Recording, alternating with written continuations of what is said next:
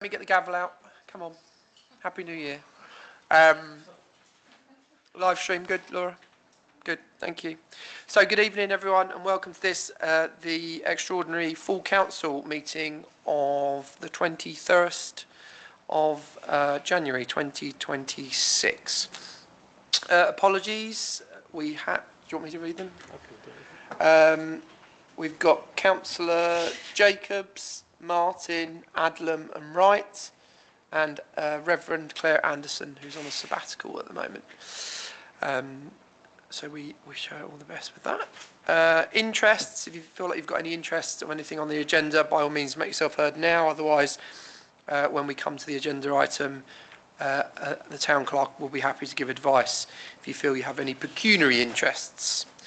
Minutes of the 3rd of December's meeting 2025, ignoring the random number of blank pages at the end. Anyone have any thoughts or comments on those minutes? Everyone happy? Lots of nods. I'm happy to propose those. Do I have a seconder? Councillor Thompson, all in favour? Okay. Item number 4, matters arising. I don't think we have any matters arising, unless anyone else has any matters arising from the minutes of the 3rd of December 2025. No?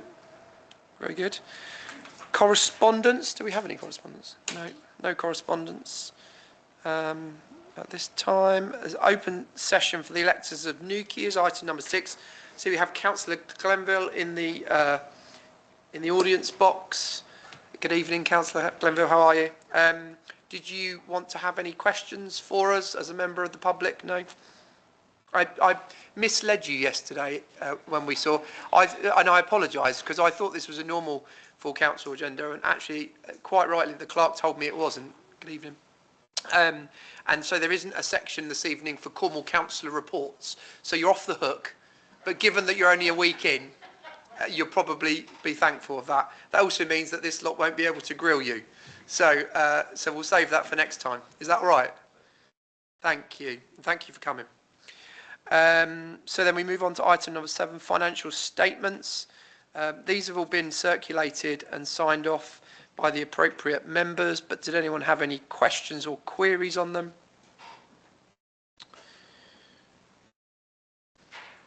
No? Okay. So happy to propose. Do I have a seconder?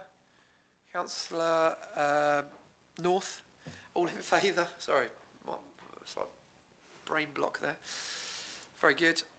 We then move on to committee minutes and reports, which is item number 8. And we are moving to G&R. So I'll pass you to Councillor Thompson for those. If anyone's has anyone got issues with the minutes, because I'll go ahead and propose those. No seconder for the minutes. Councillor Carter seconded. So all those in favour of the G&R minutes. Brilliant, thank you. Am I doing the next 2 bits as well?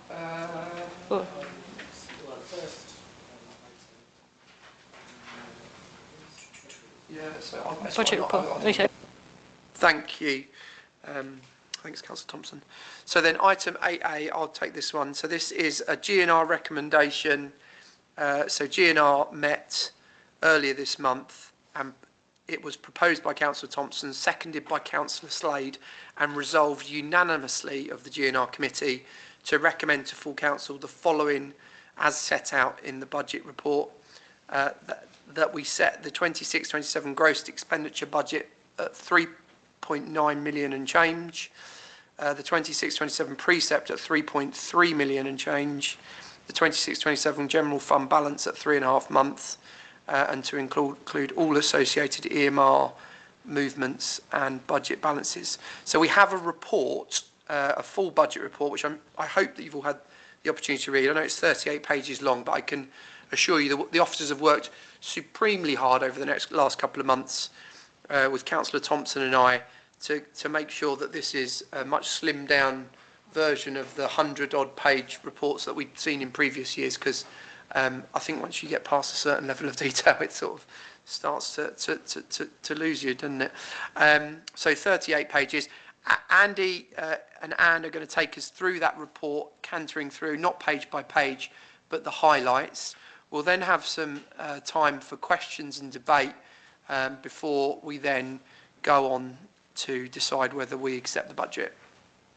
So, Andy, I'll hand over to you. Thank you. Thank you. So there's 13 slides here. There's not much. I'm not going to go through all the detail on the slides. I'm just going to refer to where the information is in the report for those that want to look into the detail and further information. And Anne will answer any questions at the end, and I'll help as well. So if this works, bear with me. There you go. So the 2025-26 budget versus expenditure forecast is on page 19 of the budget report. That sets out the budget summaries and the expenditure forecast that we're currently working to. So we're not obviously at the end of the year yet. So the numbers are best guesstimates based on spend profiles and what we know. So there's obviously the unknowns there. These are the overall of the key numbers. So your expenditure income, your additions to EMRs and releases, your general fund balance, and your EMR reserve balances. I haven't really got anything really to note on this particular page other than to say there's further breakdowns in pages 20 to 26 of the report that explains these numbers in finite detail. Can we just do a bit on the tax base? Just explain what all that is. I've got a slide, yeah. I do have some slides later which go on to tax base. So what we can do is at the end, questions, if there's not a slide that's covered it, we can obviously go into the detail on that. So the recommendations then, which have come back from the GNR committee, these are the top numbers. Page 19 goes into the formal recommendation as well as page 2 of the report. So we've tried to keep it early doors in terms of looking at the report. Whilst the budget process and report looks at the 3-year forecast for budgeting, that's to make sure that the decisions you're making tonight, what's the impact longer term. The focus is on next year because that is what impacts residents' budgets and what they pay in their council tax next year. So that's why it's so prominent in the budget report and why it's something that we will minute tonight in terms of the decision. The recommendation is based on a Band D property. That's the middle of all the bandings. So when we say Band D, that's why it's Band D. It's the middle of the road. There is a breakdown in the appendix of the report that gives you every single banding. And obviously Newquay has a lot of Band A, B and C homes. So this is predominantly for fairness how we report it across public sector. Usually it's based on Band D. As you can see, the recommendation is an increase.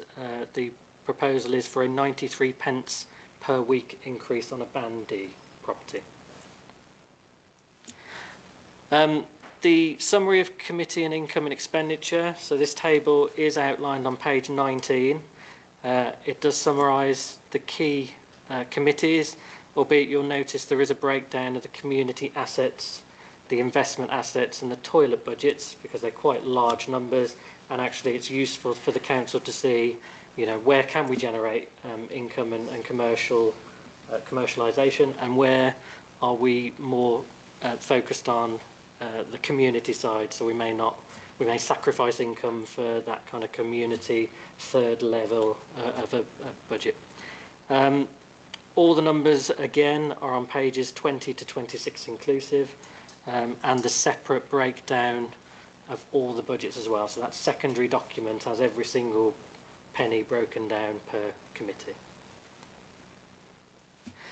The committee reserves and key balances. The next 3 slides just outline these. They can be found on page 10 of the budget report with the analysis of the EMRs on pages 8 and 9. There's also some feedback from the RFO on pages 15 and 16 of the report, with references to the reserves in all the different breakdowns of each committee where there's some earmark reserve movements.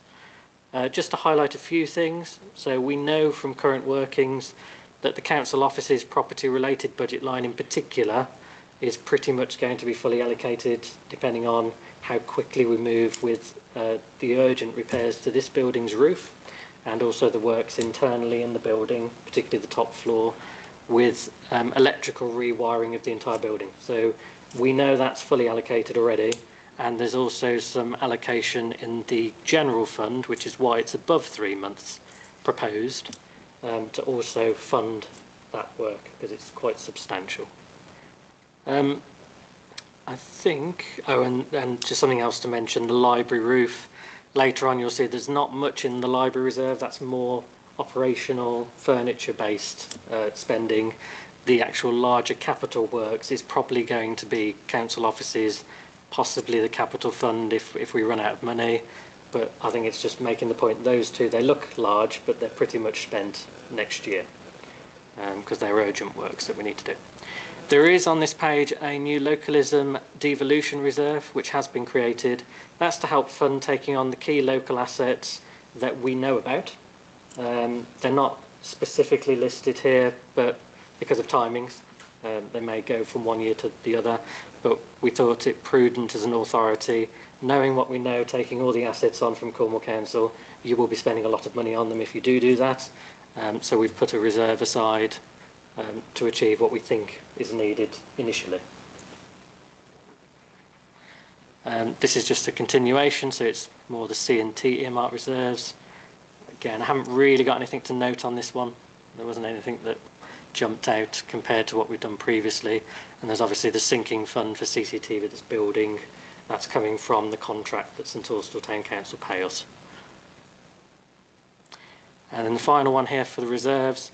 The only point here I really want to make is the low public conveniences balance. And it is showing that there's an ongoing investment in the facilities. They're not standing still. We are spending money on them, trying to get them as efficient and effective as possible. Yeah, sure. So what I would highlight is the low public conveniences balance, the EMR balance, which just shows that there is an ongoing investment in the facilities. So post-transfer, we haven't just sat on them and left them to decline. We've proactively invested in them, put in new technologies, again being more efficient, so we're spending money on new technologies, and also investing in the contactless and different payment methods to try and make it easier for the public to also access those facilities if they don't carry cash. I think the only thing I would say is obviously the numbers at the bottom, the total earmark reserves are quite substantial, but as I've spoken before, when you factor in the £200,000 to £500,000 spend just on this site, before you even talk about other assets and other projects, that money goes quite quickly.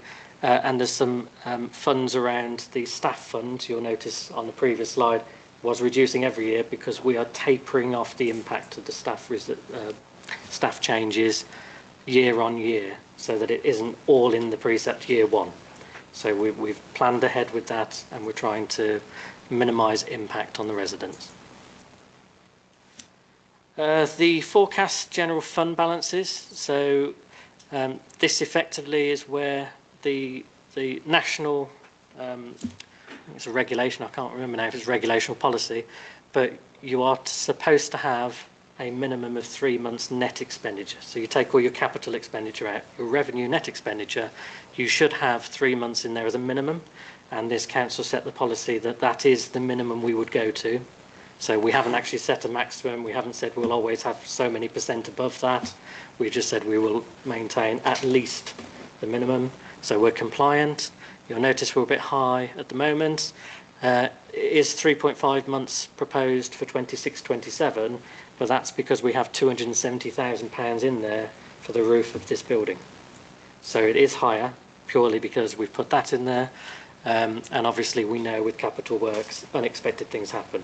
So we haven't tried to play with that to get it to 3 months and then you find you're running out of money.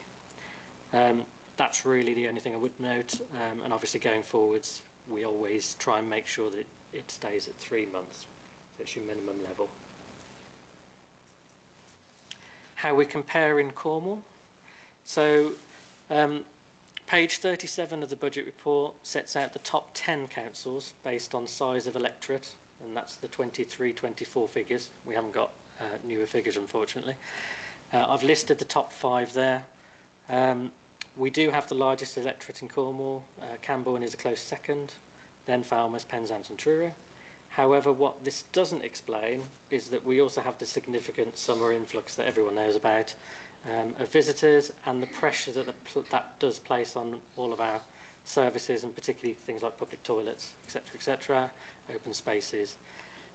Each town has their own pressures, but one could argue Newquay and Falmouth have the largest summertime influx, perhaps compared to the round year shopping influx that Truro has. So we have different issues, different times of the year, but ours are quite substantial in the peak periods. Next, we move on to the number of second homes in Cornwall, which is at the moment double taxed, and it does have an impact on budgets. So this isn't in the budget report, but Newquay has dropped from being the third highest in respect to the number of second homes. It was second, so we've been overtaken by St Mirren Lowlands. And overall, for the last 12 months, our second homes have dropped by 14%. So it's less of a drop than we thought it may be, but it is still significant, and it does show that there are changes in this particular area of the base rate. So that figure goes into our base rate, which I'll talk about in a minute. Can I ask questions about this one? Yep, sure. Yeah, because the way we did it last time, Microphone, Joanna. oh, sorry. The way we did it last time was knowing that the figure was optimistic. We didn't actually put that against any of the operational budgets, is that correct? Yes. So that's just going into a reserve, or It what? did that year, but I think this year we're treating it differently. So we are now subsidising some services and spends with the double council tax. Sorry, I can't hear you. Sorry, so we did last year. Just make sure that's on. We did last year. So there is a figure in the reserves. I think it went into an emergency fund reserve from memory. Don't quote me on that. But this year we are using the second homes tax against spend. So it's not all going into reserves. So does that not make a danger for future years that if it drops again, then we're suddenly, I thought the whole point about not using against operations is to keep it as something we can spend on projects, but not do it against operations. So I think you're right, Councillor Kenny. I think in year one we weren't sure where we were going to be in year two, and all the evidence suggests from other councils across the UK that when you bring in this second home tax, the second year is that there's a huge fall off a cliff essentially. And had we utilised that for revenue spend last year, we'd have a huge hole to fill this year. Thankfully, we didn't do that. We were prudent, we were smart with that, and actually, there has been a drop this year, though it hasn't been as high as we'd anticipated it had. And so I think the risk is much more manageable ongoing, because I think for those that would have looked for one of those loopholes, they would have done that in year one, not necessarily in year two, certainly not en masse. So we may see a reduction next year, but it's likely to be less, one would hope. But it's all about appetite of risk, isn't it, I suppose? I think I would still have preferred to see it allocated to projects rather than operational spend, because I think it is risky doing it that way.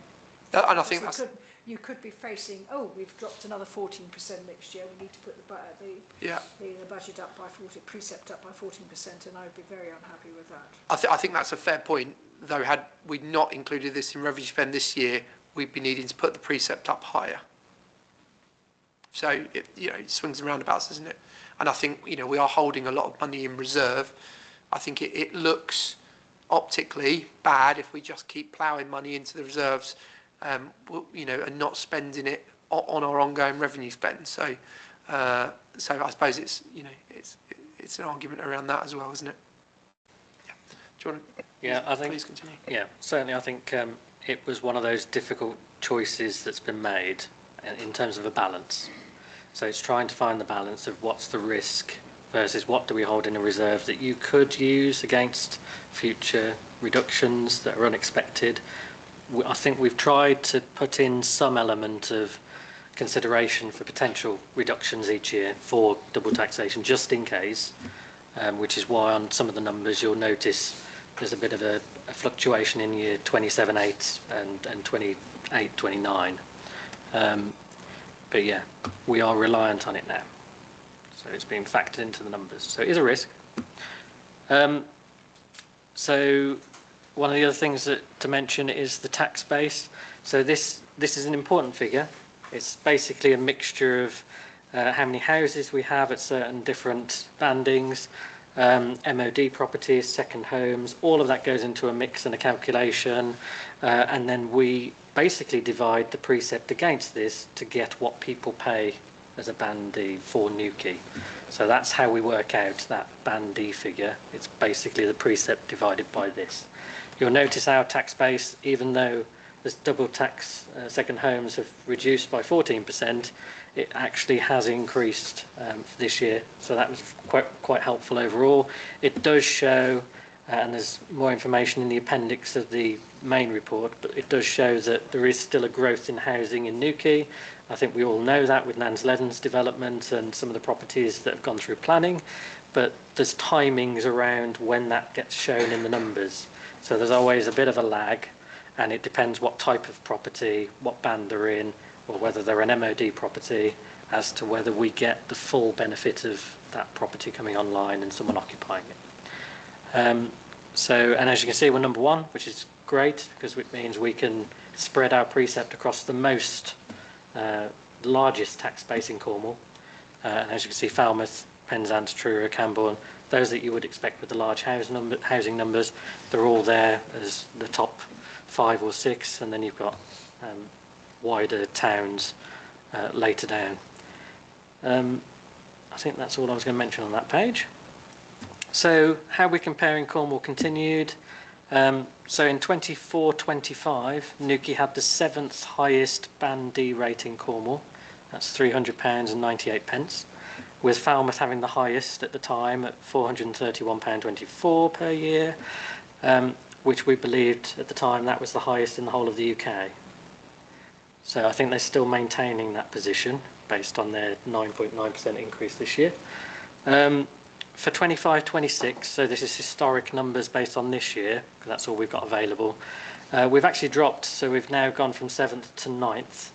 We've had a couple of councils overtake us, so Bude and Hale overtook us, and I think it's just context-wise in terms of service delivery, challenges, size, scope, etc., what we're delivering.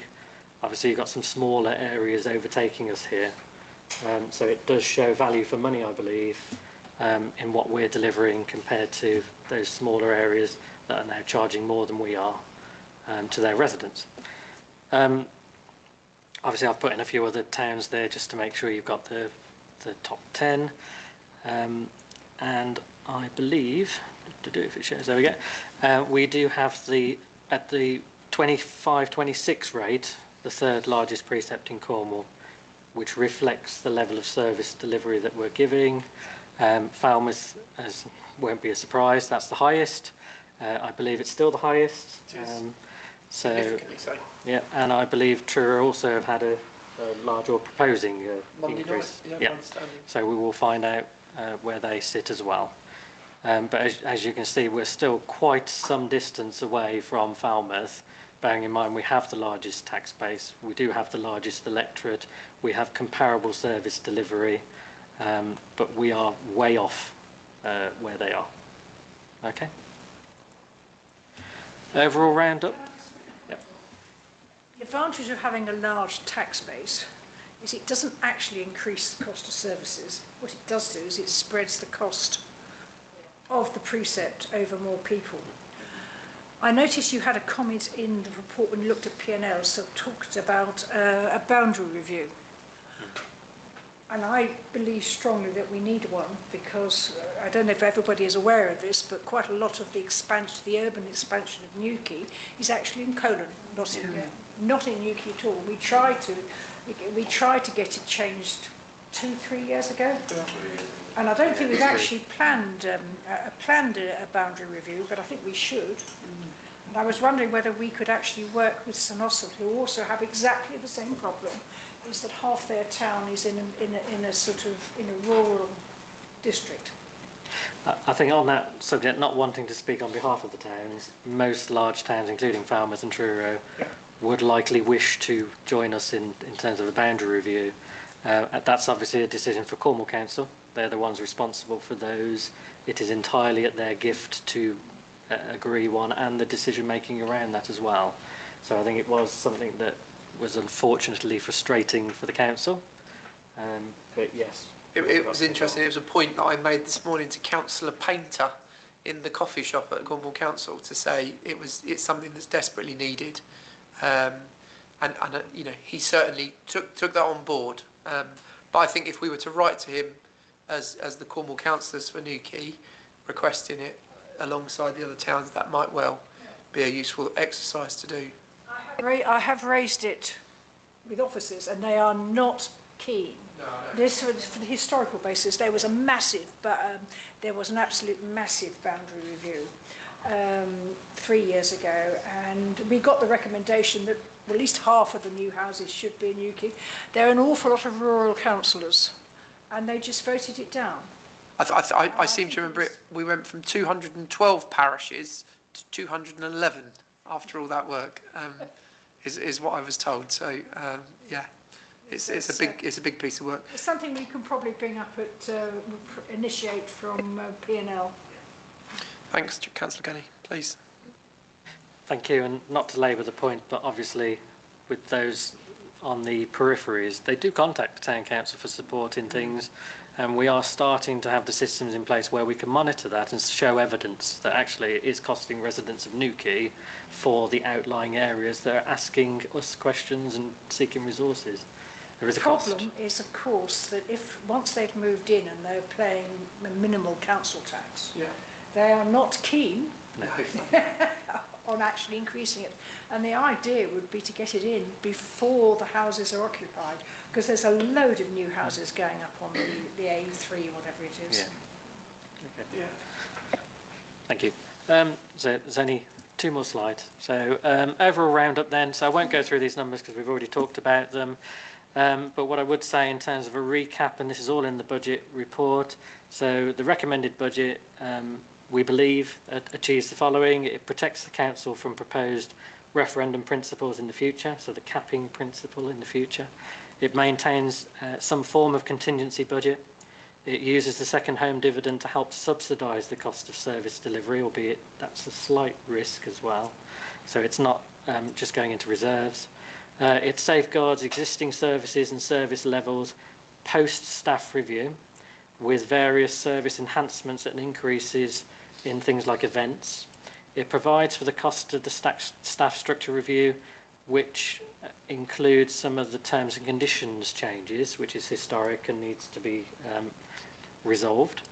It also covers a lot of the new items of the corporate plan, which is from the public. It is what the public wanted, and we're seeking to achieve those demands. It also provides some funds for the council grants to continue. It provides funds for unexpected devolution and funds particularly for the youth centre and Mount Wise Gardens, as well as some other assets. And it ensures that we still maintain a minimum of 3 months general fund over the next 3 years. The recommended budget has followed the strict and robust process of multiple review points, with officers, managers and all members invited to various budget meetings alongside the committee reviews that were all live streamed and part of their normal day-to-day meetings. And an offer was also for one-to-one meetings with any member that wished to have them, to show we had a full, open, transparent process that can be relied upon. So thank you very much. Any questions? Okay, so we'll open it to the floor for questions. Councillor Williamson. Hi, thank you for that in-depth summary, if that's not a contradiction, and for all the hard work. Could you just go back to the first slide? Sorry. I don't know if I missed... That one? Or do you want... It's not that no, one. not the picture one. The picture one is lovely. That one? But no, the one before that. That one? That's the one before. Yeah. Yes. why is there a change of the income? Where's that come from? Between the 2 years. Yeah. And in terms of forecasting,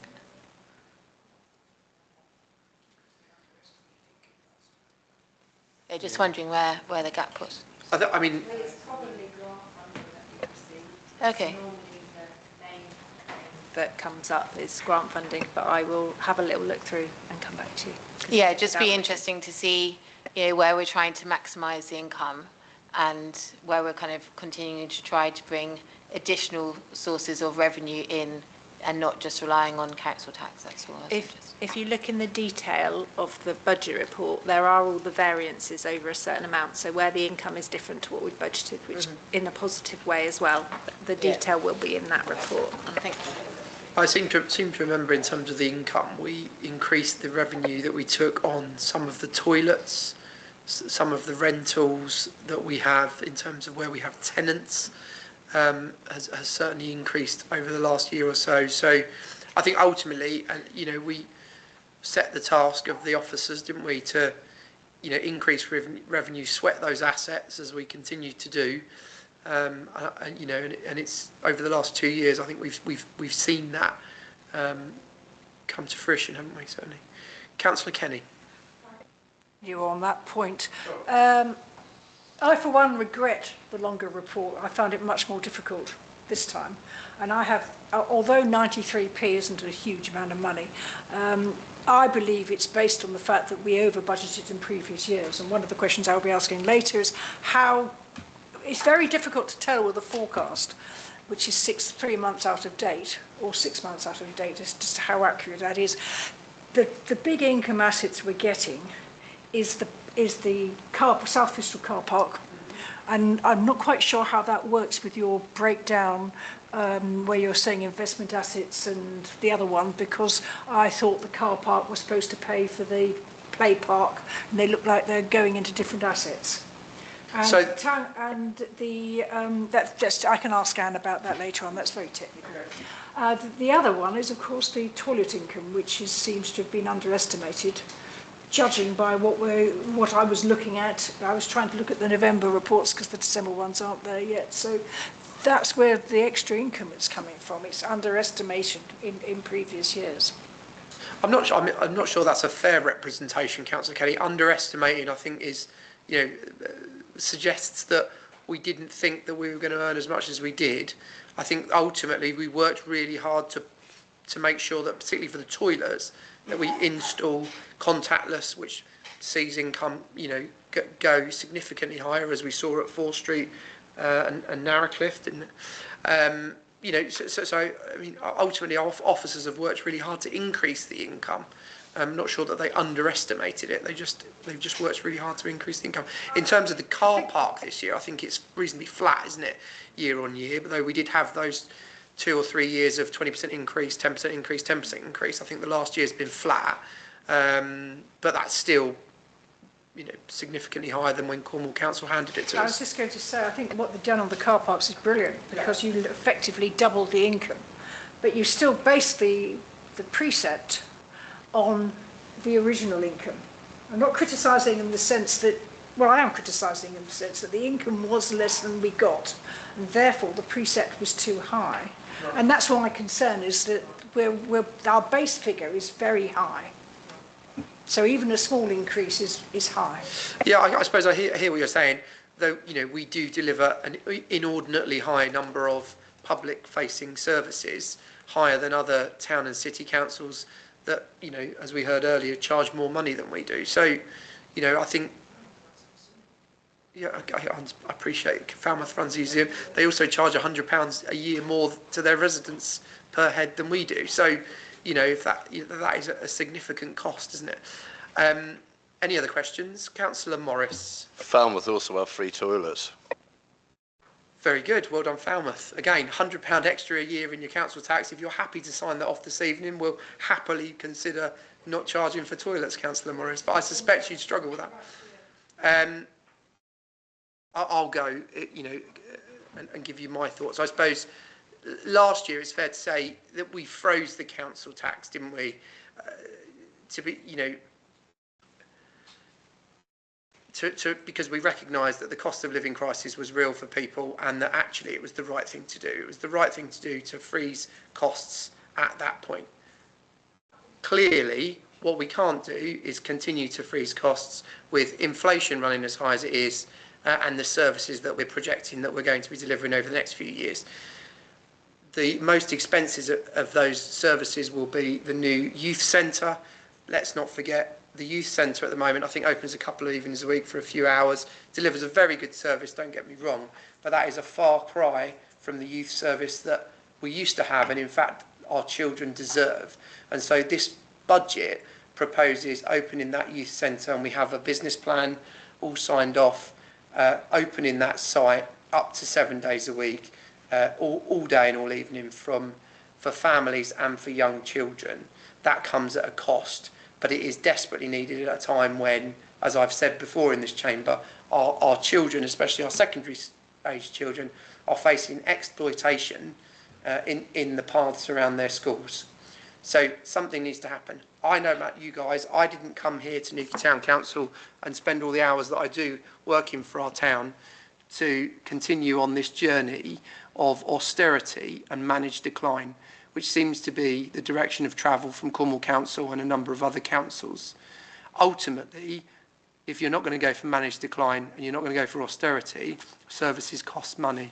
And I believe, and I 100% will justify this to anyone that asks, that pound for pound, we deliver higher value, quality services at less value than many other towns and parishes in Cornwall and indeed across the southwest. We have more toilets here in Newquay than any other town, I believe, in the southwest. And I think we actually own and operate more public conveniences than Cornwall Council, who have a revenue budget of £841 million versus our 3.9, is that right, next year?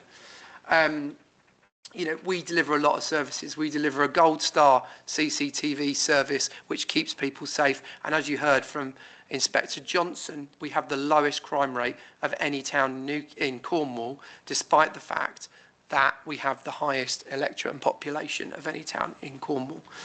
These, you know, none of this is by accident. This is because we've worked really hard over the last 5 years to ensure that these services are invested in and delivered. The library, the environment team, all of the facilities, the killer court, I could go on. I won't bore you with all of that. But ultimately, what we're asking here is a 93 pence per week increase to provide facilities for our young people that are desperately needed. I just wanted to take a moment very quickly to talk about the second home tax. Of course, it has reduced. Yes, it's reduced by less than we thought, but let's be realistic about this and let's be honest with the public about what's happened here. We've got a group of people in Newquay who are lucky enough and fortunate enough to own 2 properties in their life. I don't know about any of you, I only own 1. And I owe a lot of money to the bank for that. These people who have this facility of a second home have chosen, rather than to invest in our town and invest in our youth, they have chosen what I would say is very unpatriotic and uncommunity minded to take money away from our town by looking for a loophole that will save them a few quid a year. And so a 14% reduction in second home. Thank you, Councillor Kenny. I'll let you finish. This diatribe against second home owners is not acceptable. I'm sure you'll have your point in a moment. But it feels wrong to me that they've done that. And part of the reason that we're having to increase this budget is because others aren't paying their fair share to our town. I'll open it to the floor for anyone else that wants to make comment. Councillor Canny, would you like to make a comment? On that, because you've come in with a very passionate speech, and I'm not going to follow it. I don't agree with everything you're saying, but I certainly don't agree with this diatribe against second home owners. I totally support the second home tax, right. But trying to say that there are businesses who have second homes and they do not declare themselves as small businesses, and they don't pay any council tax and they don't pay business rates only. And I totally agree with you there, if that were what you were talking about. But this is not. This is second homeowners who are paying their rates, and then they are paying additional rates on top, and they can afford it. Yeah. But you're suggesting they're taking services and taking them away from the people of Newquay. That is not true. There are second home owners who do, and they are using this loophole, but they're not being picked up in the second home tax. That's because they've declared themselves as businesses instead of being declared themselves as. So you have to be very careful about how the expression you use. Well, thank you very much for keeping me on track. I suppose what I would say is, to Cornwall Council, when the second homeowners do that, it doesn't really matter because they get the business rates. As a town and parish council, we don't get that. So and obviously Cornwall Council can claim that back from the government. Councillor Thompson. Can I just say for that, people that have a second home and go for business rate and run it as a business, their home would be too small and they don't actually pay business rates at all, and so they don't contribute anything to the Cornwall community or the Newquay community. Thank you, Councillor Thompson. Any other comments on the budget? Conscious many people haven't spoken. This is your opportunity to say your piece on what Andy has just presented you. Councillor Kenny again. Can I ask I actually have read the report. Can I ask, but it is difficult to tell, how accurate were we in terms of our expenditure income last year? I mean, can we get an indication now, because I assume this is all based on September figures? Yeah, so the data is historic. In terms of your comment earlier around the public conveniences income being much more, that's because, and we've discussed this in the past, not having profile budgets. So the majority, 75–80% of the toilets income, I think it is noted in one of the notes on the report, comes within those first few months. So you don't make anything within the winter. So, that adjusts. That's why the budget looks like we're making so much more than we actually do at the end of the year. So that's that sort of perception thing, but it's not true.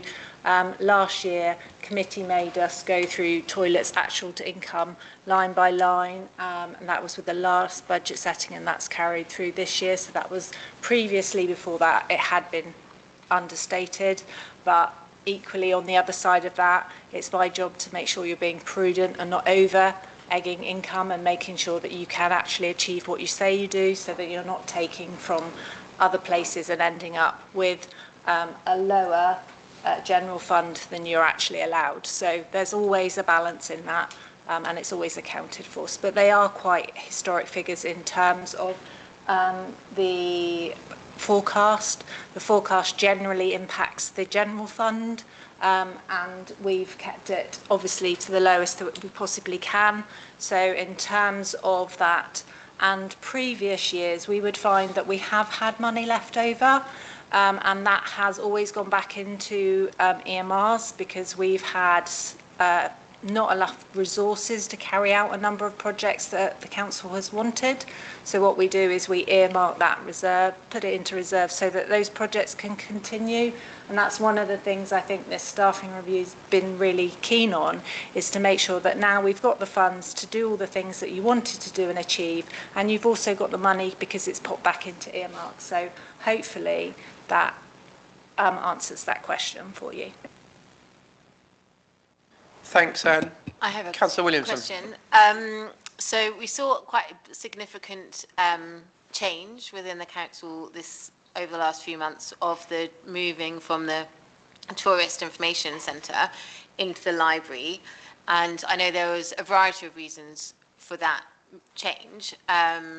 Some very positive for team integration and stuff, but one was a cost factor. And obviously that was a kind of one-off opportunity to save those costs going forward. How has that been factored into the future plans? You want to take this one, Em? Happy for you? Yeah, so all of the impact from the staffing review has been reflected as it's expected to continue. So this is the budget, if you like, a reset from the staffing review and what you wanted in terms of that building. So all of the costs associated with any change are in this financial year and will be reported on the end of the year. But the budget that you're seeing has everything set out as it should be going forward for those departments in terms of staffing, resources, different things. Approximately.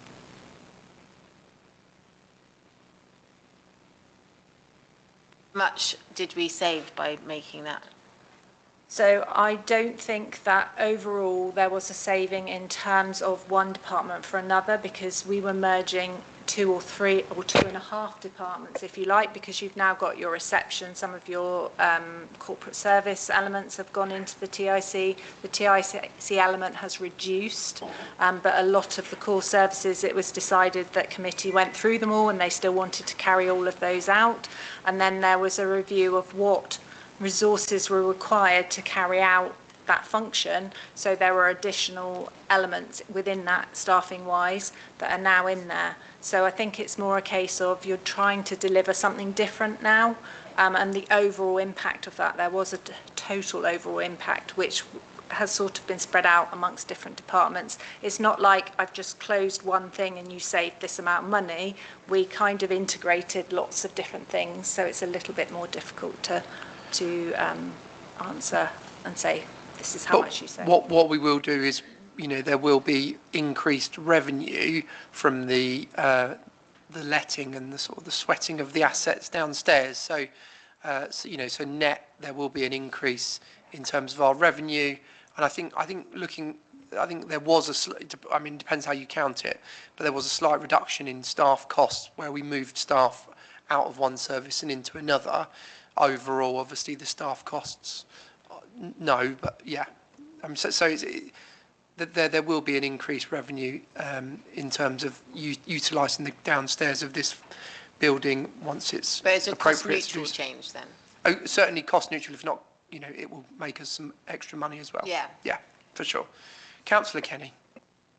Clarify that. The actual, I'm not objecting to it, but the actual staff budget has gone up as a result of the changes. Is that not right? And you're saying that it won't really go up because we're going to get all this extra stuff in England. So you have to accept let that me. The organisation has increased the staffing cost. So as an organisation overall, we have increased the staffing costs. Yes, in terms of the TIC, actually, if you were to hold it on its own, we have reduced the staff costs there.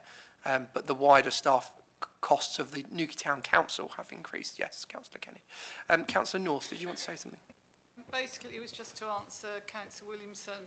The idea of moving TIC into the library wasn't really about saving money or making more money. It was really to get staff, in a sense, working efficiently. So sometimes we had to close the TIC because, there's somebody off sick, somebody's got to go to lunch. But by bringing it into the library, not only do we sort of stop that, we also actually encourage the staff there to integrate. So, I know library and TIC are very, very different, but actually some of the staff that have gone in there will learn new skills, and actually it will, for me as an individual, it will develop that staff. I mean, I've seen a huge change in Mark, who worked in TIC. He looks like a new man. You go into the library and have a look at him, compared to when he'd be sitting down in the TIC on his own. And I think what we have also looked at is the risk.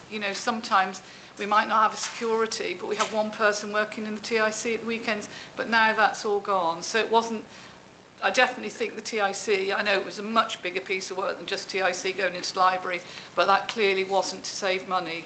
It was to look at staff efficiencies and actually make their roles a little bit more interesting. And I think Mark would be the first to say how happy he is in his move to the library. So really pleased for him. Okay, any other questions? Anne wants to say something. Sorry, Anne. I was just going to say one of the things that isn't in this budget, which will happen next year and wasn't in this budget for a reason and discussed through committees, was the potential of the buildings that now are vacancy, like you're talking about the rent space and what have you. And we have got a lot to do, but they're not in this budget, but they will be going forward. So there is a knock-on effect, but there's a bit of a delay with that, so that has an impact also. Yes, absolutely. Councillor Morris. Obviously, I'm in a bit of a dilemma because the area I represent has temporarily got less services than it had last year. But I can see where it's going forward and you're going to increase it. So I'm caught in the middle of I don't know where to go with this. So I'm just going to give me a couple of minutes and I'll have a think. Happy to give you the... They've lost their only toilet, which was a facility down because of the area that I represent. The area I represent. Tretheris, Porth and Nansledden. I believe that is up for discussion during exempt business later. I don't believe any firm decision has been made. Councillor Morris. So as I said, temporarily it's lost something within its area, but I can see that there's a possibility of it increasing. So that's why I said just give me a few minutes to decide what I'm going to do. Absolutely. Thank you, Councillor Morris. Anyone else want to give Councillor Morris the 2 minutes that he needs to have a think about that? Any other questions? Otherwise, we'll move to the vote. Okay, so I will. So can I have a proposer then, please? So Councillor Thompson proposes that we set out and accept the gross expenditure budget for 2026-27 as £3,948,460.18. That the 2026-27 precept is £3,387,796. The 2026-27 general fund balance is 3.5 months, and that's to include all associated earmark reserve movements and budget balances. Councillor Thompson's proposed that. Can I have a seconder, please? Councillor North. All in favour? Begrudgingly. Very begrudgingly. Okay. And against? Councillor Kenny. I'm not sure I've ever seen you vote for a budget, Councillor Kenny. My problem is with the earlier budgets. Right, okay. We're just building on. Sure. I agree with you on that, but I begrudgingly went for it this time. Yeah, no, that's fine. Okay, right, so then moving on. So we've got the... Where are we? 8A. No, we've missed over a couple of bits here. Review of the effectiveness of the internal audit control, including independence and effectiveness of the internal auditor. Do you want to? We've done the budget report. Yeah. So GNR, this is a recommendation from GNR. It was proposed by Councillor Thompson, seconded by myself, and resolved unanimously to recommend to full council, having considered the effectiveness of the internal audit and controls, that it is considered these measures to be adequate and effective, and confirm the independence and effectiveness of the internal auditor, Steve Hudson. There's a lot of effectiveness in there, wasn't there? Councillor Thompson, you happy to propose that again? Yes, I'm happy to propose And that. I'm happy to second that. All in favour? Thank you very much. I think that was unanimous. So next item along is review the scheme of delegation. I have to tell you, I am dead excited about this document. Genuinely. Genuinely, so as many of you know, I've talked at length over the last few years about how we need to get this council away from the councillors micromanaging officers to effectively working more like a non-exec committee, where we set the strategic direction, officers go off and deliver, and we measure it on outcomes. And I think that is a good sign of a strong council, and we haven't been there. I've been asked questions before, sat in long, lengthy evening meetings. What colour should we paint that wall? I'm not sure I care what colour you paint the wall, as long as it looks good and it's done to a decent quality. And that's the sort of changes that we're looking to enact with this scheme of delegation. Of course, as alluded to in the budget, we've gone through the staff restructure. We have a number of new staff, including some new levels within the hierarchy of the staff structure. And so within the scheme of delegation, it also sets out limits for which they can spend, working obviously closely under the obedient eye of Anne, who will make sure that they spend it appropriately. So I've been talking about this for 5 years. It's taken us 5 years to get here. Here we are on the 21st of January, and I'm very excited about this. So I am more than happy to propose this, but happy to go out for questions, or whether you want to give any more preamble to that, Andy? All I would explain is there's two documents. The first one is the clean version with everything applied. The second document has all the track changes, so you can see all the changes through the document. This is not a static document. You can review it every single year. So if something doesn't quite work, you can come back to council and change it through the GNR committee. And we also review it every year at the annual council meeting anyway. So there are some safeguards there. And just to be absolutely clear, whilst there are limits of spend for officers, that's predicated on them having the budget there to do that. So don't think they can suddenly spend 15 grand on paper clips. You know, they do need to have a budget that they can actually spend to begin with. Brilliant. Thanks, Andy. Councillor Kenny, do you have a question? I'm very happy to second this. I'm not ecstatically excited about it as you are. I will comment that it's very much going on to the civil service Cornwall Council model, where exactly that is. You've got, and it's quite, and you have to be aware, you have to keep a close eye on it, because officers are making decisions. Sometimes their decisions are not brilliant, like winter charging in the car parks. And this is where members come into their own. But I'm very, very happy. I have no wish to go to any committee and discuss how many rolls of toilet paper you're going to buy. Quite. And I've been in that situation, let me tell you, it was not fun. Councillor Williamson. I agree with the proposal and Councillor Kenny to, but I do think there needs to be strong oversight because, which I think, because Newquay is, a smaller town, and people probably live here, and so they're more connected to the outcome of the decisions that they are making. I would hope that it's not a case of kind of a bureaucratic civil servant in Whitehall making a decision about something happening in Sunderland or elsewhere. So, I'd hope that there would be checks and balances to mitigate that. But, I would say that it's probably going to significantly help staff morale, staff development, staff retention, staff attraction as well, because people want jobs that are meaningful and not just paper shuffling around. So, and I think we have a brilliant team who can definitely deliver that. Brilliant, thank you, Councillor Wilson. And I think I would add to that, what it will do is speed up the delivery of projects. We've really suffered over the last few years, and and projects have taken much longer to deliver than they frankly should have, because we're waiting on decisions by committees, and also the cost of those projects then obviously is higher as well. So, Councillor Slade, did you want to jump in? Just going to say exactly the same about the speed, the fact that everything doesn't have to go to wait for committees and all the rest of it. So I agree with what the Mayor just said. I also think the role of working parties is really good. So the events working party, for example, I think is a really useful forum to sit down with the people delivering and, the professionals doing their job, but to listen to the councillors who have been elected in to deliver that. So, I think, the balance of committee meetings plus the working parties plus open, transparent engagement, I think is really good.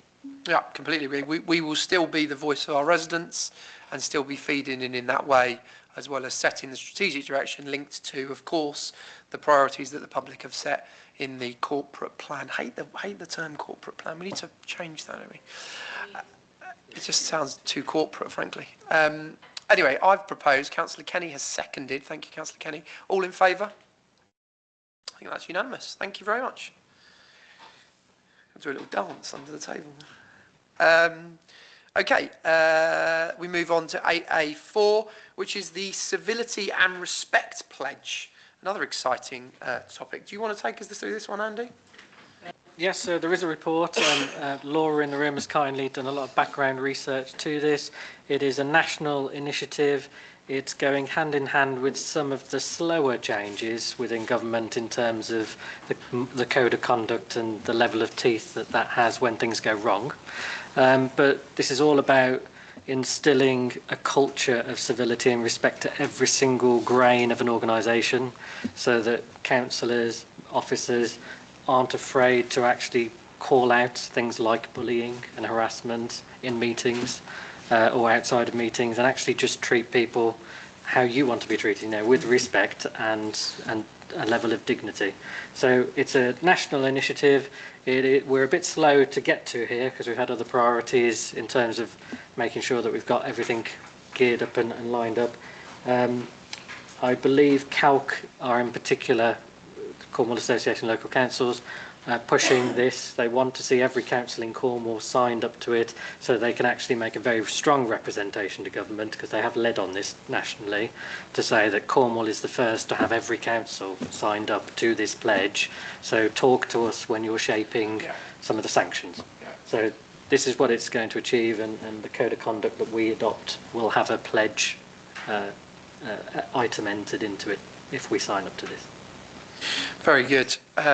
I mean, I think, having been here for a few years now and experienced a couple of incidents over the years, both member officer or indeed member, it seems odd looking at the group of people we have in this room to be even considering civility and respect, because I think we are all generally quite civil and respectful of one another, but certainly in days gone past that hasn't always been the case. So I welcome this, very much welcome this, in fact. So I mean, I'm happy to propose it. Councillor Brooke. Just a question to the clerk. Do we have any data currently on the take-up in other local councils around Cornwall? We don't, but I can find out. I know the larger councils predominantly have adopted it because they've been able to with their policy setting. So some of the parishes probably haven't yet. But I can certainly ask the question and email you the answer, if that's okay. So just on that point, I mean, if we are spearheading, shall we say, then perhaps what we can do is persuade our neighbouring smaller parishes, shall we say, that we are leading the way and we can ally with other larger Cornish towns that are also spearheading, and it will grow that way. I mean, my view is that we should promote this as much as possible and get as many parish councils and town councils on board with it. I think that's a brilliant idea, Councillor Brooke. Thank you. Councillor Williamson, then Councillor Kenny. I remember those days. I wouldn't say the good old days, but I do remember them. And I do remember we did sign something like this a while ago, but I think it got breached a few times. So I fully support this. And, it's a little bit like the European Charter of Human Rights. It's like, why would you not agree with it? Because if you don't agree with it, what's your intention? So, I totally support this. Thank you. Very good. Thank you, Councillor Williamson. Councillor Kenny. Yeah, I think it's interesting that it's the council who's agreeing to do this as opposed to individuals. And I'm sure it won't change robust political debate as long as one does it in a reasonable manner. I mean, it's a bit motherhood and apple pie, isn't it? I would hope we do. The only thing that fills me with horror is this thing has put in place a training programme for councillors and staff. What's that? There's a good, I think it's e-learning? E-learning, just an e-learning module. Nothing too painful, Councillor Kenny. Quite fun, but we've done the Cornwall. Indeed. Some of it is very naff. Quite.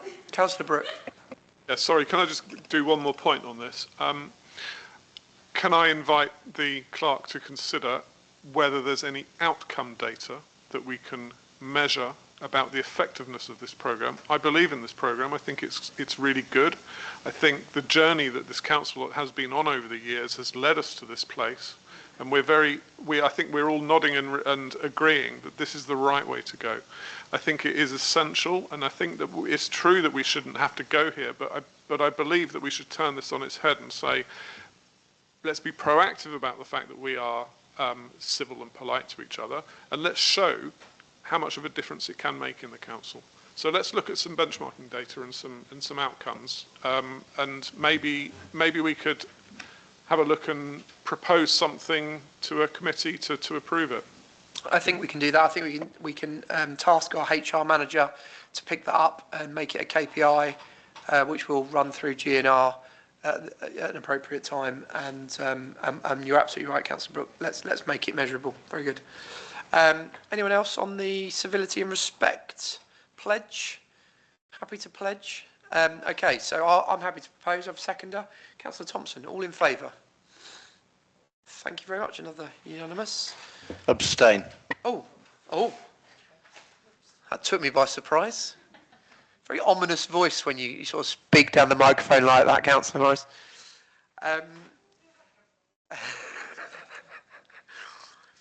Okay, moving on swiftly. 8A5 is a GNR recommendation towards the replacement of the railings on the Killer Court. As you know, we now own the Killer Court as of a number of years ago.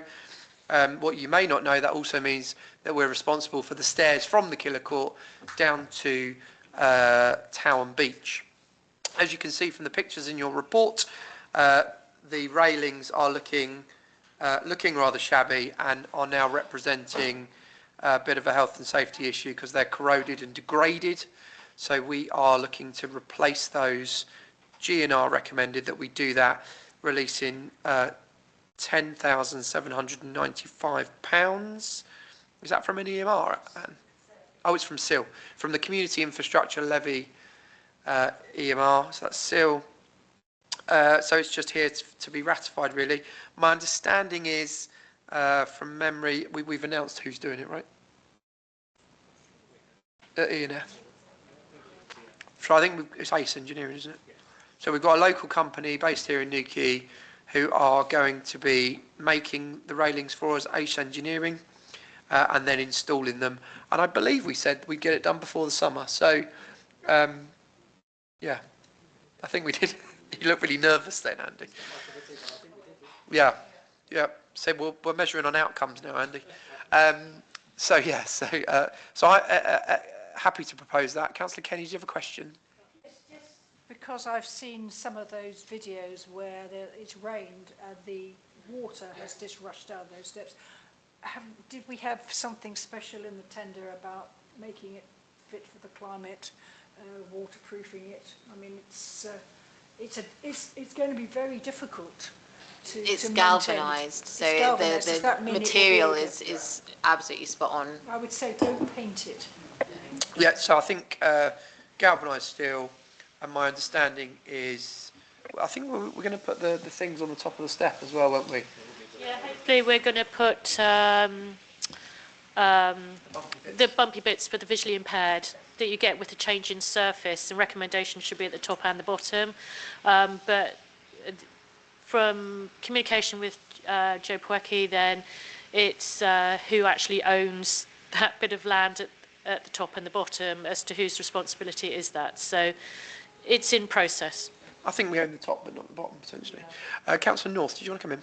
Just to say that when we redesigned the Killer Court, that's why we moved the central pathway, so it didn't flood straight down them steps. That's why we've got a dog leg there. So, thank you, Councillor North. Very well done. Any other questions about the new railings going down to Towan? No, I'm happy to propose. I have a seconder, Councillor Slade. All in favour? Thank you very much.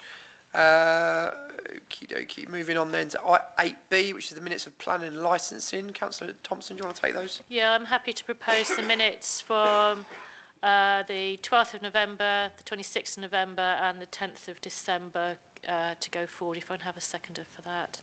Councillor Carter, thank you. All those in favour? Brilliant, thank you. Very good, thank you very much. 8C is a recommendation from Community and Tourism. I'll take that, given the Chair and Vice Chair are both absent. So recommendation is to release £3,375.56 from the CCTV EMR. I can't remember what this is for now. Is this for repeaters or something? Does anyone know? Improved coverage at the skate park. Okay, very good. So happy to propose. Have a seconder. Councillor North, all in favour? Thank you very much. Sorry, Councillor Ridgway. I was just going to use this one, I think, to make sure that the rest of the council are aware of the award that our CCTV team recently received. So Charity came to the last meeting. What meeting was it? C&T meeting, and yeah, and we found out about it there. So I just wanted other people to know. No, I don't know the specifics. Andy, do you know the specifics? I think it's a police award, isn't it? It's a police award for, I'm not sure, Inspector's Award for safety, CCTV coverage in Newquay and St Austell, I think is the award that we received. And our team worked tirelessly in the CCTV unit, as you'll know. And as I alluded to earlier, lowest crime rate of any town in Cornwall, not least of all, I'm sure, because of the hard work of our CCTV team. And in fact, you know, they are a direct result of a number of prosecutions that are seen in Newquay every year. So well done to charity and team. Round of applause, I think. And I don't know if, I haven't read the paper last week, but I don't know if a press release or something like that could happen. I think we did do a press release. Was there? Okay, very good. I saw something on social media for sure. Very good. So moving on to Newquay Town Council issues. There was a couple of things I wanted to say. One was before Christmas, which feels like a long time ago, doesn't it? But before Christmas, I'm pleased to host a number, I think it was 8, Laura will tell me, I'm sure it was 8 head teachers and representatives from schools from in Newquay, St Newlyn East, and indeed St Column Major, who came together to sign our smartphone-free covenant for schools, which we have been spearheading over the last few months, thanks to the work of Councillor Wright. And I won't give myself any praise because I was just along for the ride. But really pleased to have those head teachers in, really pleased that all of our primary schools have signed that covenant now. And I have at home 8 lovely smartphone-free school banners ready to gift to them as a thank you for signing, which go up on their school gates. And we're just working on the 2 secondary schools in Newquay, Treviglis and Tretheris, and my understanding is they're certainly on that journey with us. But understandably, that's a slightly more tricky ask for a secondary school than a primary. But I think that's brilliant news, and certainly the coverage that we've had of it, and I've been approached by numerous other towns wanting to follow up on that, and in fact have been asked by a number of Cornwall councillors to bring it to full council, Cornwall Council. So I had a conversation with the strategic director at Cornwall Council for Children and Families on Tuesday morning, and she has gone away to explore the legal ramifications of that within Cornwall Council. So I hope to bring that to a Cornwall Council meeting very soon. So once again, Newquay leading the way and making sure that our kids have a brilliant experience growing up here. Councillor Williamson. Yeah, brilliant work, and definitely support this. And I think the woman who came and spoke, I don't know, 9 months ago or something, she did an excellent job. Is it just secondary schools or is it primary as well? So all of the primaries are signed up. And the primary and junior and secondary? Yeah, okay. and the secondary schools, the 2 secondary schools, Treviglis and Tretheris, have both given us positive commitments. I think we've put them in touch with other schools in other. I'm looking at Laura because Laura's been hugely involved in this, much more than I have, frankly. In Maidenhead and Windsor, I think, and London somewhere, who have enacted this in their secondary school. I think it will be a rolling process for a secondary school. It's really difficult to kind of go to the year 10 kids that have got their smartphones. You can't have them anymore. I think it will be a rolling process as the new intakes come in. So my ambition for the secondary schools is that we look to work with them in this next 2 school terms in readiness for the autumn term when they can kind of roll it through from year 7 upwards, I guess. So yeah, so and given your husband works in a secondary school in Newquay, I might be knocking on his door for some support. But yeah, go for a coffee. Maybe. Very good. But both the heads have been brilliant, and I certainly met the head of Treviglis recently and discussed it with him. So I think that's really exciting. I just wanted to share that with you. In terms of other Newquay things, I don't think I have anything too specific. Councillor North. Just as Councillor Williamson said, that lady who did come, I think we should engage with her. Yes. Because she brought that paper. It was really positive. And she's currently travelling around Costa Rica for a year. Oh, well. I know, but I can message her. But I think we should email her because she did bring it and she had that poster, didn't she? She's still involved, yeah. It's Charlie, isn't it? Yeah, Charlie, yeah. That's fine. I think she might have emailed me the other day asking me to try and take it to Cornwall Council as well. So there's definitely some progress on that front. Anyone else got any other Newquay Town Council business or Newquay Town business really? 9 we're talking about. Yeah, I know. Yeah, I'm getting to it. Bear with me. There Morris. are lots of lights out dotted about the town. There's one in Trenance. There's one in central area as well. They're really on dark roads, and I wouldn't like to be walking down there. And I'm a bloke. Certainly aware of some. Have you reported them on the Report It tool on Cornwall Council's No, website? sorry, I don't have any internet at the moment, I'm afraid. Oh, right, okay. Not even on your phone, Councillor Morris. You can use it on your phone. Yeah, I will do it when I'm in town later. Very good, thank you. Councillor North. If there's street lights, you go up to the street light and it'll give you a reference there and a number to phone. Did you know that? Each light is on a grid, and if you phone somebody, that's how they get sorted. When you're driving past them, Well, you don't want to stop in the middle of the road. Well, you wouldn't stop in the middle of the road. You'd be very sensible. You're a taxi driver after all. You would just pull in, walk back and have a look at the light and get the numbers. Because Newquay Town Council, it's not for us as councillors and the office to reporting all that. Members of the public can do it, so we must remind them the poll has a number. Okay, thank you. I've just mentioned it because there are two Cornwall councillors from the areas concerned in the room. I suspect Councillor Kenny would say, have you reported it on Report It? But I don't want to speak for you, Councillor Kenny. But we've been through this before, and it's not our job to report electricity because it's not a Cornwall Council responsibility. They frequently go out in Pentar, and the reason given is they've run out of electricity. I mean, at least that's how I interpret it, looking at the clock. So effectively, there's not a fault on, there doesn't tend to be a fault on the individual light. It is something to do with the power grid. Yeah. Sorry, that's not technical. No, that's fine. I have actually reported the China Drive stuff, so that's fine. Did you have another point, Councillor Kenny, or was that? Oh, that was it. Okay, thank you. Okay, moving on then. 9A, option to tax. I'm going to pass this one over to Anne because I think I got the gist of it, but I just want you to clarify, Anne. Yeah, sure. So I put together a report on choosing to opt to tax this building that you're currently in.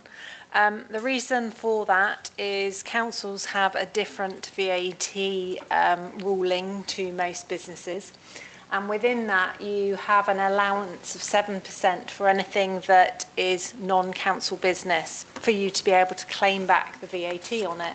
Now, with the large amounts of expenditure you're talking about committing and investing in this building, it may come to a point where you are not able to claim back the VAT on your expenses. And if that's a £500,000 project, that's quite a lot of money you're talking about at 20% that you won't be able to reclaim. So the option is that you can elect to opt the tax on this building, and therefore you can reclaim 100% of the VAT that we put through. The issues going forward, as highlighted in the report, mainly are on future tenants. If there are future tenants, you have to charge VAT on the rent, which would normally be exempt of VAT.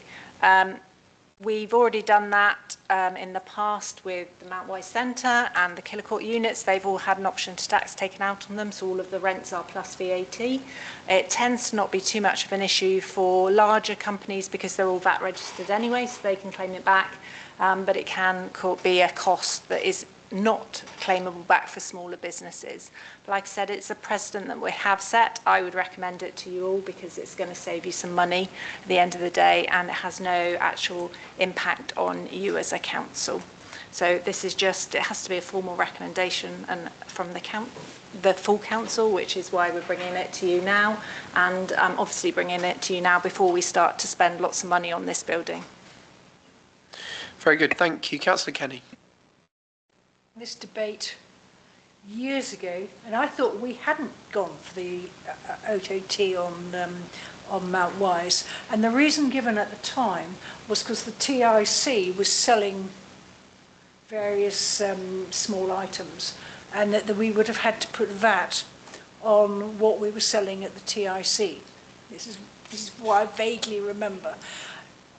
I hadn't realised that we could put it on individual buildings. But, so does that also go onto the library? So this is purely for this building. There is an exemption under anything that's called a statutory requirement. So because we run the library and it's a statutory requirement, we don't have to opt to tax that building. So that's why we haven't done it with that building. There's no real need at the current time to carry that out. And of course, the TIC is not proposing to sell the sort of things that they, I mean, that's one of the losses of moving the TIC into the library, is when it's not running that little business that it used to run. But if it had done, but we can still keep it separate from the library separate, so if they wanted to sell something, they wouldn't have. I know that was the debate at the time, is whether we should do it or not. So when you look at an option to tax, it doesn't change any services. Any service that you provide that is a VATable service, you charge VAT on, whether you've got an option to tax or not. The only thing that changes with an option to tax is if there was something that wouldn't be taxable, so rent is exempt from VAT, you have to charge VAT. So they're the only differences that it makes to things that are exempt supplies. So rent is pretty much its building wise. If Cornwall Council was our tenant, we'd be charging them a bit extra. Well, they're VAT registered anyway. Yeah. Very good. Any other questions on the option to tax? Councillor Brooke. Right, I'm sorry about this. This is a Luddite question. I'm not financially.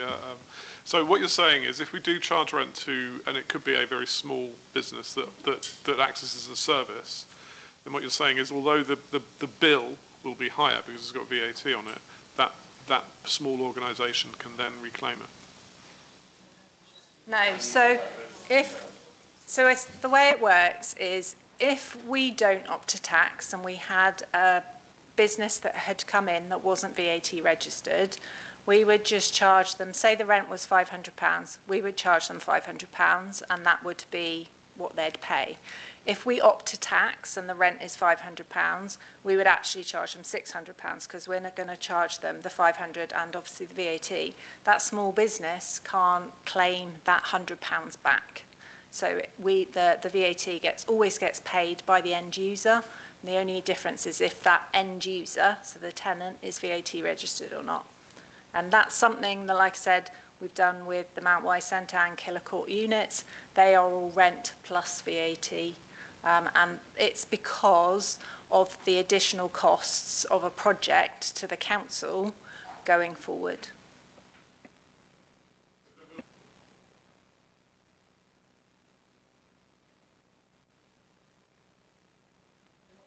Well, I mean, I would hope not, because I believe that the ground floor of this building, if it's let out, would be let to a larger business that would be able to claim back the VAT. Very good. Okay, so hopefully you're suitably confused. I'm happy to propose.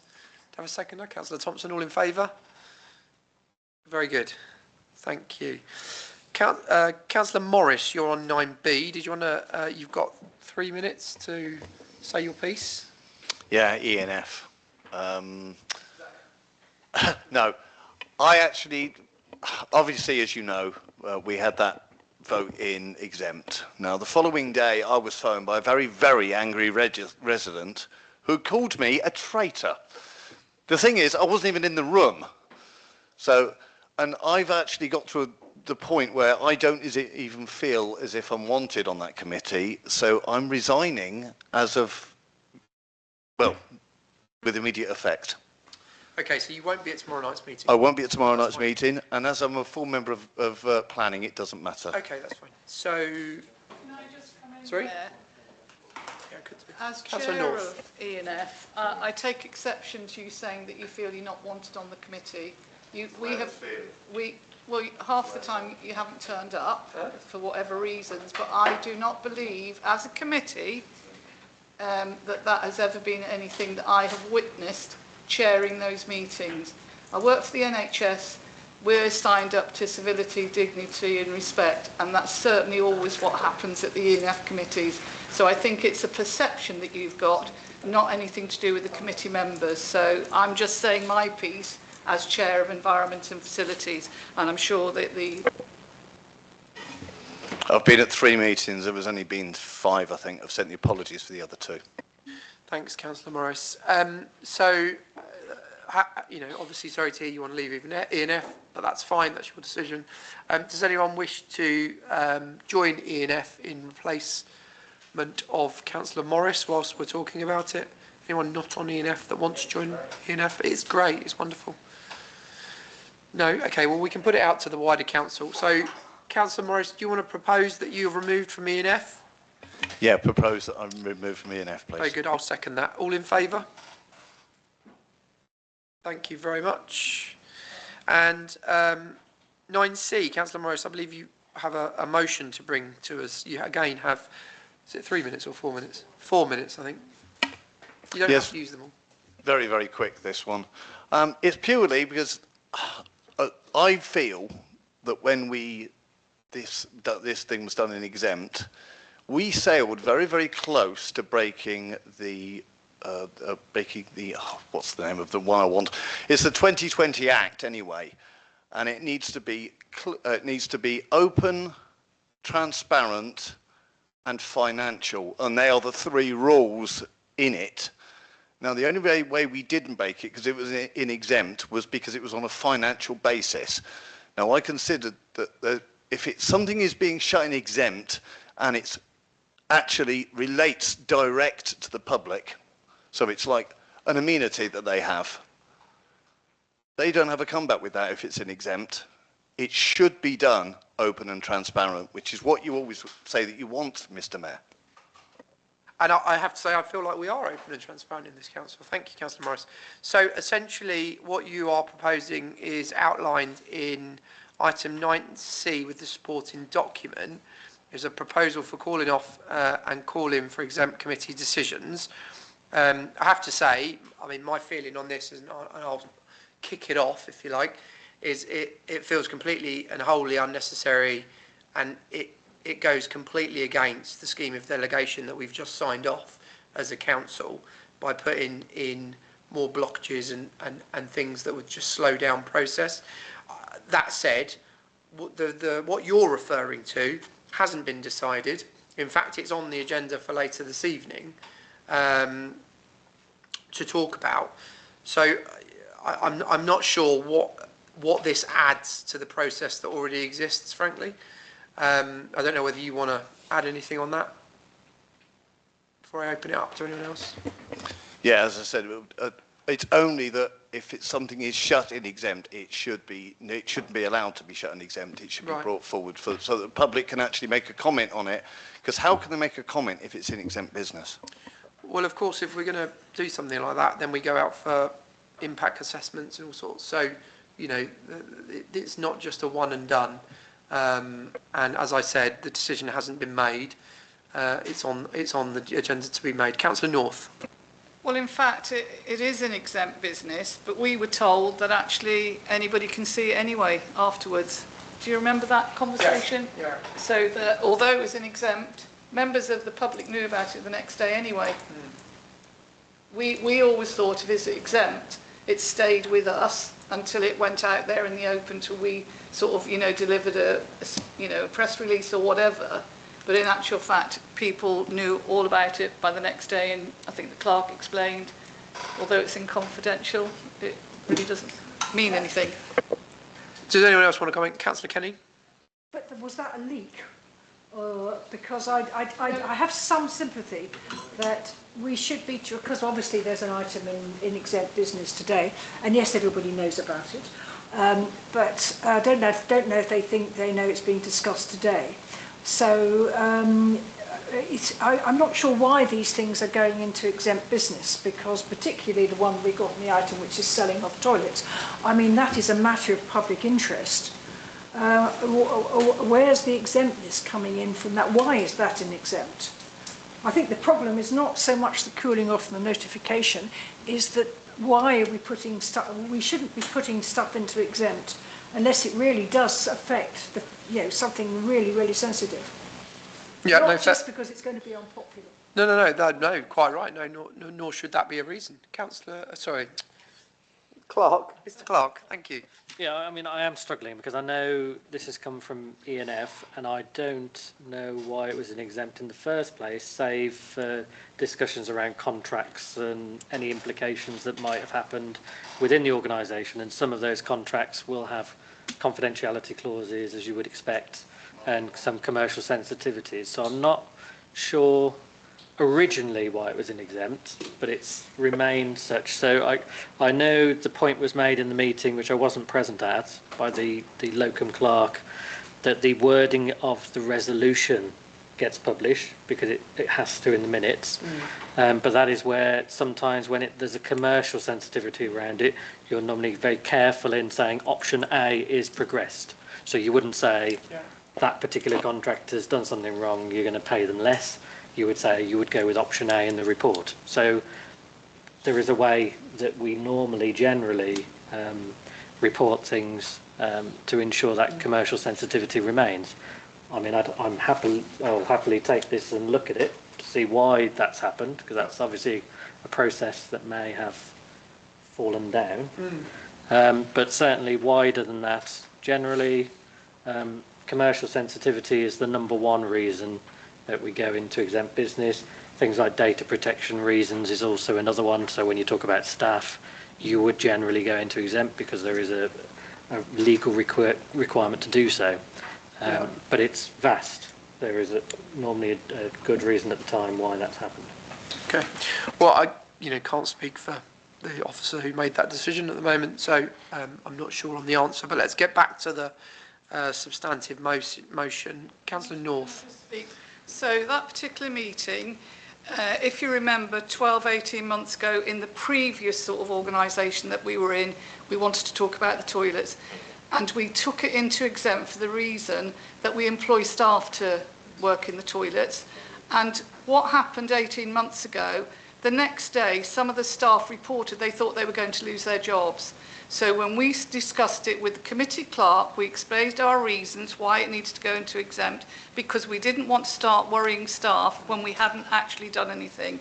And therefore, we needed to speak about it confidentially. We weren't hiding anything from the public. We have to protect the staff that are employed here in the council, and that was part of the reason. Because in the previous, when we had an awful lot of councillors who were ready to go straight out there after a meeting, go on their phones and say what we were doing. So that was part of the reason, was to protect our staff. Yeah, please. Just to confirm then, on that basis, definitely that was the correct procedure to follow. Yeah. Thank you. That's clarified that. Councillor Brooke. So can I just clarify something? This is a genuine question about procedure. Now, it's my understanding that any councillor can attend any committee. In the eventuality that the committee goes into exempt business and a councillor is in attendance but not on that committee, do they have to leave at that point? The legal position is yes, but the committee can vote that they remain. Generally, they would remain because they have a need to remain, not a want to remain. So they may be interjecting or providing some evidence or information that would inform that discussion and decision. And it's very rare, this instance, just to be clear. I don't think I've experienced this while I've been here. So it's very rare. But yes, legally, a councillor attending that's not on that committee is required to also leave when the public do, unless the committee has voted that they can stay for a genuine reason. So the reason I'm asking this is because, having read this particular proposal, shall we say, I'm thinking about a workaround. Rather than it going to a 30-day process, then actually, if councillors have the opportunity to attend the committees that have exempt business and they take an interest in it, could the committee then consider that if somebody is in attendance solely for the interest that they're expressing, then it could be at the discretion of that committee for that person to remain in exempt, rather than, in my view, if this is going to slow things down. If there is a time-sensitive decision that is taken and it then has to go to a 30-day process, I think where that has associated risks in addition to what's going on there. On that particular example, I think it already exists. So the committee does already have the ability to say, you can remain, and this is the reason why. It's very sensitive around this particular issue because, as you can imagine, there's staffing committees, and if there's a person that's bullying a member of staff and they have the right to remain because a policy is there that says they can be there, the council actually can't remove them. So it can become very tricky, especially with the code of conduct where it is, to try and manage your legal obligations with that member of staff as an employer. And that's why there's some safeguards. I think the issue that's being raised here is the fact that if a member is not on the committee and isn't aware of something that's going on and being decided by the committee, how do they find out if it's in confidential session? And that's something that we could explore in terms of internal communications. There's obviously limits to that because detail can't be, you can't go into all the detail about commercial sensitivities because that committee is the one that leads on it. What's being proposed, it does add levels and time issues for us. And some of the examples I can give is when the railings gave up and you're looking at emergency decisions over safety, railings, contractors, not necessarily going through full processes because you haven't got the time to. And that is an exemption, and you would go through, and what you're saying is there are some issues with timings then, because who decides what does and does not need to go through this process? And that's the trickiness. Councillor Williamson. Thank you. Yeah, it's not really very black and white, is it? Because it's so subjective, probably, depending on what it is being discussed. Are there any do you have contacts within other councils? Because we're not the only, we're not unique in this position, I'm sure. So it might be interesting to understand how other councils might deal with this kind of conflict of public interest. And I think there are genuine, reasons for public interest versus protection of commercial arrangements or bids or, whatever. That have come in, and protection of staff as well, which is very important. So I was just wondering if you could do some research and speak to some peers about that. Yeah, I'm happy to take that away. I think you'll find that most of them do exactly what we do now, and it's down to the authority to decide at the time what is released, what isn't released, and if there's something, you may have seen it on some of our agendas, there's an element that's not commercial, so we talk about that, and then we have another item later that says, if needed, there's a commercial element. So, we do already do some of it, and we could certainly firm that up if members would like an extra layer of protection if you weren't going to go ahead with this motion. And maybe we want to think about, I hate to say this, Joanna, sorry, but some training or refresher on how to manage certain subjects, because I wouldn't necessarily be, I sit on planning, so it's normally quite clear cut on planning what needs to be an exemption or not, but I appreciate in other groups there is other more complex situations, so it might just be a refresher conversation so that we make the right judgment call where we can. There will be mistakes made both ways, I'm sure, but where possible, we need to make the right call. Thank you. Councillor Kenny. I'm going to say very much what the clerk was saying, is the fact that Cornwall Council do it by having a part 1 and a part 2. And part 1 will introduce the topic. Now, and so, for example, if you're looking at a tender and you're comparing the bids from different companies, the comparison of the bid goes into exempt because you are making critical decisions about who our supplier is. The possibility that staff might be laid off, which is not the case in the one we got today, but effectively it's, and that's why people were worried, because they thought it was an exempt, because they thought what you meant was we need less staff, which is not true. So, and I would say, I think with something that goes into exempt, if we could do a part 1 and a part 2 approach, so we know what the topic is, even if we don't go into the, and sadly, with all the training in the world, you will still get people rushing straight to the phone and doing it, because they don't do it, but they still do it. And I think, again, what appears to happen today is that some, for very good reasons in the first place, was made exempt. And it's carried on in its whole life as exempt, and of course it shouldn't be at this stage, because there are no exempt implications. And I've Thank- certainly had people asking me about this, so. Yeah, understandably so. Thank you, Councillor Kenny. Okay, so I think I've heard the debate, and what we're talking about is putting some other processes in place to ensure that we don't end up in this situation again, or certainly try and avoid it. So, I mean, I won't be supporting this motion, just to put it out there, Councillor Morris. It's nothing against you. It's just I genuinely not keen on slowing down the processes when we've been trying to speed them up over the last few years. But do you want to say your final piece on it? I'd actually be happy if you just adjusted it and made so that things like this can't happen, that it just goes straight in. It should be, as Joanna said, it should be in 2 parts. So are you withdrawing your motion? I'll withdraw my motion. Okay, fair enough. So motion withdrawn. Thank you very much. So then the slightly timely next part. Are we going into exempt for this? I'm slightly confused.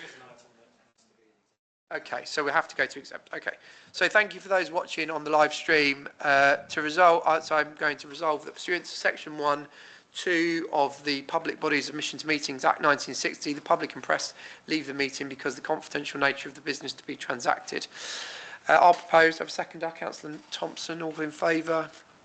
Thank you very much. Unanimous.